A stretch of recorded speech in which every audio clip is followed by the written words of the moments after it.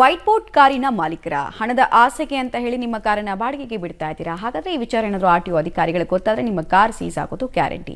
ಯಾಕೆ ಅಂತೀರಾ? ಡೀಟೇಲ್ಸ್ ನೋಡ್ಕೊಂಡು ಬರೋಣ ಬನ್ನಿ. ವೈಟ್ ಬೋರ್ಡ್ ವಾಹನ ಮಾಲೀಕರೇ ಎಚ್ಚರ. ವೈಟ್ ಬೋರ್ಡ್ ಕಾರನ್ನ ಕಮರ್ಷಿಯಲ್ಗೆ ಬಳಸ್ತಿದ್ದೀರಾ? ಹಾಗಿದ್ರೆ ನಿಮ್ಮ ಗಾಡಿ ಸೇಸ್, ಡಿಎಲ್ ಕ್ಯಾನ್ಸಲ್ ಪಕ್ಕ. ರಾಜ್ಯದಲ್ಲಿ ಲಕ್ಷಾಂತರ ಯೆಲ್ಲೋ ಬೋರ್ಡ್ ವಾಹನಗಳು ಸಂಚಾರ ಮಾಡ್ತಿವೆ.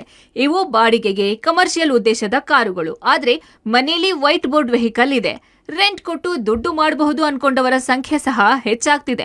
ಪ್ರೈವೇಟ್ ವೆಹಿಕಲ್ ರೆಂಟ್ ಕೊಡೋದಾಗಿ ವಂಚಿಸ್ತಾ ಇರೋ ಕಂಪನಿಗಳ ಮೇಲೆ ಆರ್ಟಿಒ ಸಮರ ಸಾರಿದೆ.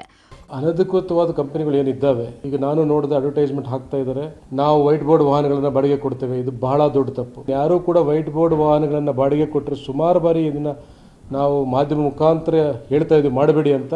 ಪದೇ ಪದೇ ಹೊಸ ಕಂಪನಿಗಳು ಬಂದು ಬೆಂಗಳೂರು ನಗರದಲ್ಲಿ ಸ್ಟಾರ್ಟಪ್ಸ್ ಅನ್ನೋ ಹೆಸರಲ್ಲಿ ಮಾಡ್ತಾ ಇದೆ. ನೀವು ಈ ಥರ ಮುಂದುವರೆದ್ರೆ ನಾವು ನಿಮ್ಮ ಮೇಲೆ ಕಠಿಣ ಕ್ರಮ ಕೈಗೊಳ್ಳಬೇಕಾಗ್ತದೆ.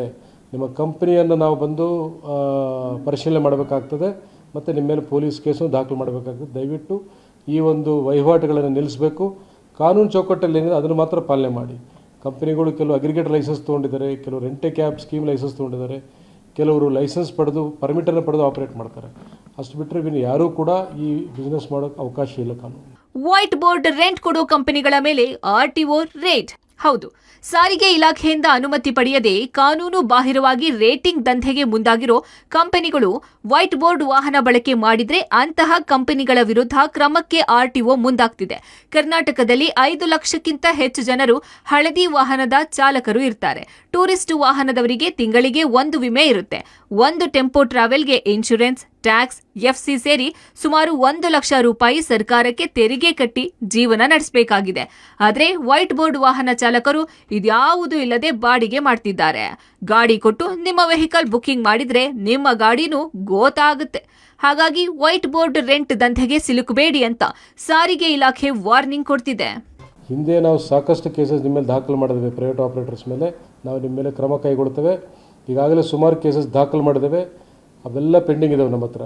ನಾವು ಸುಮಾರು ಬೆಂಗಳೂರು ನಗರದಲ್ಲಿ 10 ಸ್ಕ್ವಾಡ್, ಬೆಂಗಳೂರು ನಗರದ ಆಚೆ ಪ್ರತಿಯೊಂದು ಜಿಲ್ಲೆಯಲ್ಲೂ 1-2 ಸ್ಕ್ವಾಡನ್ನು ಮಾಡ್ತಾ ಇದ್ದೇವೆ.